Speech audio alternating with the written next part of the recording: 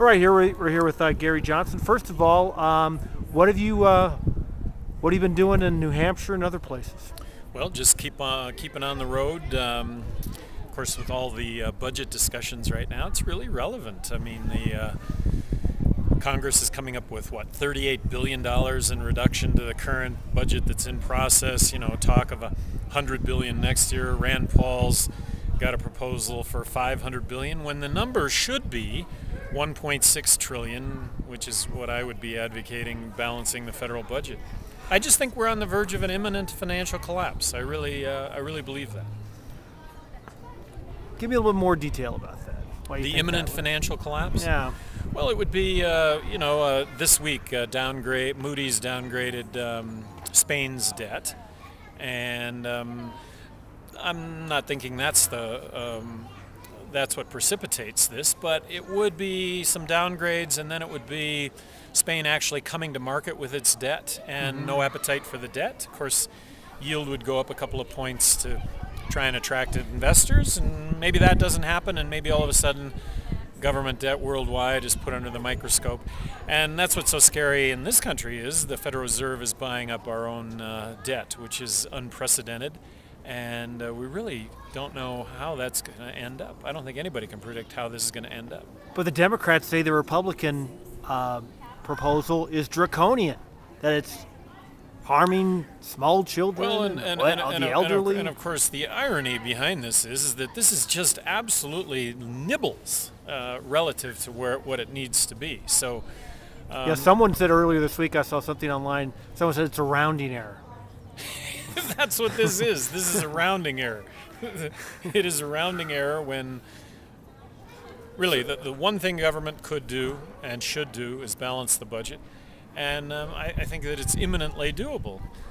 If you just take, of course, issues in every state are budget driven. I think that Medicaid is a huge driver in all states' budgets, but I would believe that I would propose that the federal government give Medicaid and Medicare back to the states, block grant the states, cut that 43% before they block grant the states, do away with all the mandates, and leave the delivery of health care to the poor and those over 65 to the states, 50 laboratories of innovation. But the states are broke.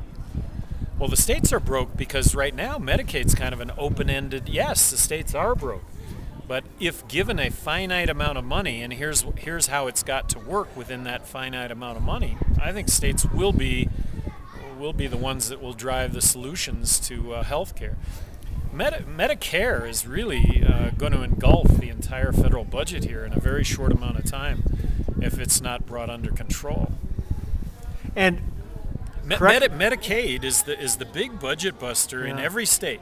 And I can tell you right now, my watching state legislature right now, because it happened to me my first 2 years in office really, it's underestimating the cost of Medicaid, and it's overestimating revenues. That's the game that gets played. And so however they walk out of here thinking that they balance the budget, I would offer up that they haven't. Correct me if I'm wrong, Medicare or Medicaid or both, you get, if you're the state and you add $1, the federal government kicks in 1 or 2, correct? Well, Medicaid. State kicks in 25 cents, federal government kicks in 75 cents.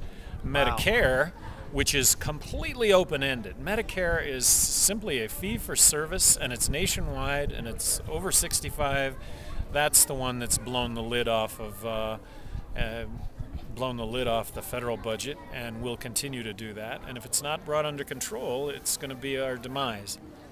Let me ask you, what do you think about the situation out in Wisconsin and what Governor Walker's doing there? Well, I'm completely in support of Governor Walker and what he's doing. I would suggest, when I was governor of New Mexico, I would suggest that currently with a Republican as governor, Susana Martinez, that when it comes to, by the way, I let collective bargaining sunset. I think it was my second year in office. About 5 of the vetoes that I would have rendered would have been to try and resurrect collective bargaining. But collective bargaining between myself and the union, you know what that ends up to be? That ends up to be a fair shake when it comes to taxpayers, in my estimation. But when you have a politician, most of the time, a Democrat, holding the office of governor, and negotiations take place, it's really not negotiations at all. It's just a giveaway. Why is it that way for a Democrat but not for a Republican like you? Well, not that Republicans haven't received contributions from the unions, but for the most part, Democrats have a significant amount of their campaign contribution given to them by the unions. You been paying attention at all what's going on in the Roundhouse this session? And any thoughts a little about bit. it? I just any impressions?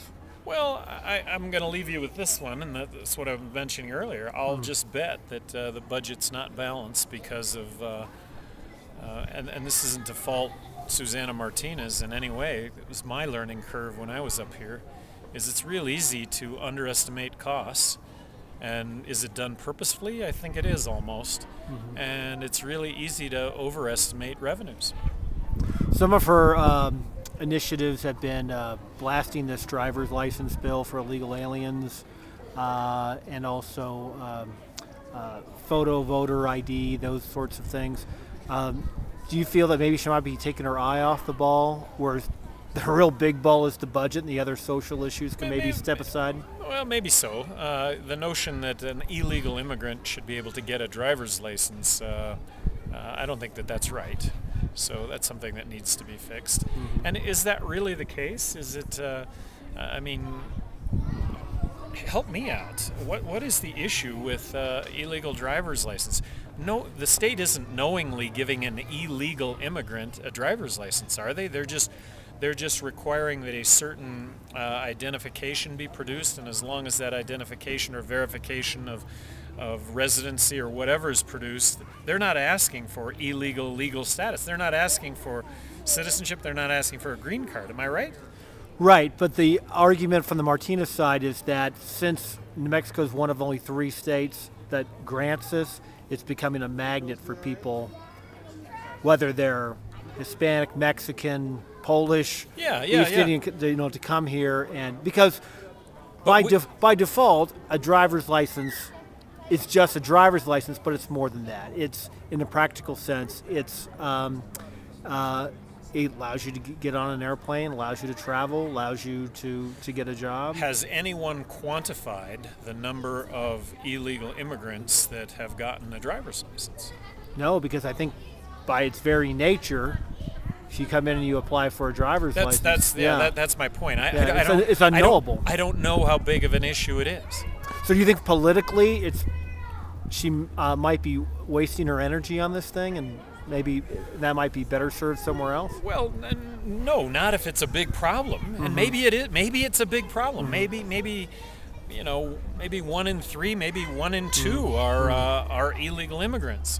But if it's not that number, if it's an insignificant number, then that would be my question. Okay. I'd start off by presenting an analysis of what that number might be. Okay. How about yourself? You spent a lot of time in New Hampshire. What have you learned there? What have you come across? The issues in every single state are the same. That's what I've learned in this process. 32 states, 500 groups. I think that the most irrational issue nationwide is immigration, and that would be illegal immigration from Mexico. And as a border state, I always thought that this was kind of an overblown issue, that it's really not the boogeyman that it's meant or portrayed played out to be. You know, when I was governor, Rob, one of the things I did is I asked in my cabinet, I asked everyone involved in law enforcement, I asked everyone involved in health and human services, everyone involved in education, and those would be the areas that would come in contact with legal, illegal immigration. My question was, to the best of your ability, what's the cost-benefit analysis? What's coming in the door money-wise, and what's going out the door money-wise? Because at that time, really, it was rumblings relative to what it is today, which is kind of a full-blown earthquake today. Right. But rumblings then, and the analysis was, the 100% consensus was more money was coming in the door than was going out, which to me said that it was really a non-issue. And so much of that had, and then the obvious questions, well, how can more money be coming in if it's an illegal immigrant? Well, you know, they produce, they give a false Social Security number, and they never collect any taxes on it. And so much of legal immigration, taxes get paid and never get laid claim on. So I found it interesting. You plan on going to Iowa anytime soon? I do. I think, well, I guess it's been about 6 weeks since I've been in Iowa, but I do have plans to go back to Iowa. I'm not going to ask you if you're going to run for president, because I ask you that every time. I'll ask you this. If you did run for president, could you win? Well, you know, that would be, I don't know why you would do this and not have that intention. The protest vote doesn't sound all that appealing to me. More appealing to me is actually being able to govern. If one decided to run for president, when would one have to make a decision? You would think that it would be awfully soon, because We're talking weeks, days, months? Well, last cycle at this time, there were, what, 14 announced candidates? So, gosh, you would have to think it would be just like tomorrow almost. Really? Well, if somebody were considering doing that, that's what I would think. Can you give me a scoop on one candidate whose initials are GJ? No, we're just speaking hypothetically. Good grief, you got to get off the pot here if you're going to do that, I think. Well, this one candidate, Gary Johnson, got, what, third in the straw poll? Third? Holy cow, at CPAC. Where did that come from? Is that a big straw, though? Is it? It's one of those straw polls out there. Were you encouraged by that? Very much, yes. What do you think that says to, there's a lot of political experts that say a Gary Johnson candidacy wouldn't stand a chance, but a third place finish in the straw poll makes one think otherwise? Well, I don't know. It just, what I did see is that because they had to list the top three, that my name was actually up there. It wasn't mentioned, but there was the name. So I don't know. That was kind of heartening, I thought. What do you think your appeal could be? Well, I'd leave that for you to actually ascertain. But why do you think that? Why do I think I got elected governor? I mean, what was? I think when I walk the streets in this state today, I think I'm fairly well regarded, and I think it's because everything I did was a cost-benefit analysis, and I thought we spent taxpayer dollars really wisely. Not 1 cent of tax went up over an 8-year period. I just think you can point to a lot of different things. 500 miles, a new 4-lane highway. Privatized half the state's prison system, 1,200 fewer state employees over an 8-year period. I just thought the whole thing spoke volumes to what good government can be about. Last question for you. 2 presidents ago, the country elected a president who rightly, wrongly expanded American influence, or tried to, throughout the world. Then the voters voted for a charismatic figure. Do you think that now the idea of let's hire a budget guy might be catching on? Let's get a bottom line guy in there? Maybe, yeah, maybe. Well, let's actually listen to what the candidate's saying.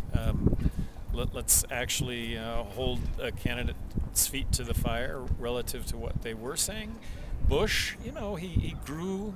Bottom line, they passed a prescription health care benefit for seniors, which at that time was the largest entitlement ever passed in this country. That's not why I signed up to be a Republican. And they did that, and they also ran up record deficits. That's not why I signed up to be a Republican. I was not, I did not look at Ronald Reagan favorably when it came to his deficits. He ran up record deficits. But they're minuscule compared to what we've got now. Well, they're minuscule to what we have now. I just think both parties can share in where we've gotten to right now. But right now, it's I don't think there's any kicking the can down the road anymore with regard to the fix. And the fix would be to balance the budget. The can has gotten really big. The can's gotten really big, and I talked earlier about Medicaid, Medicare, Social Security. Really, it's reforming Social Security. Social Security is a system that just needs to take in more money than what it pays out. And then when it comes to defense, I think the operable word when it comes to defense is defense, not offense. I would advocate getting out of Afghanistan and Iraq tomorrow, and for the conversation that we might have for the next hour over all the difficulties involved in doing that, I think we're going to have that same conversation 25 years from now, if that's when we decide to finally get out. All the vaunted infrastructure projects in Europe that we've heard about for decades now, whether they be transportation, you hear about healthcare programs throughout Europe. Well, we've subsidized that. We've paid for their defense, so they haven't had to pay any money for defense. We've done that. So that's a burden that needs to be equally shared by all countries. All right. I'm just about out of tape. Is there anything else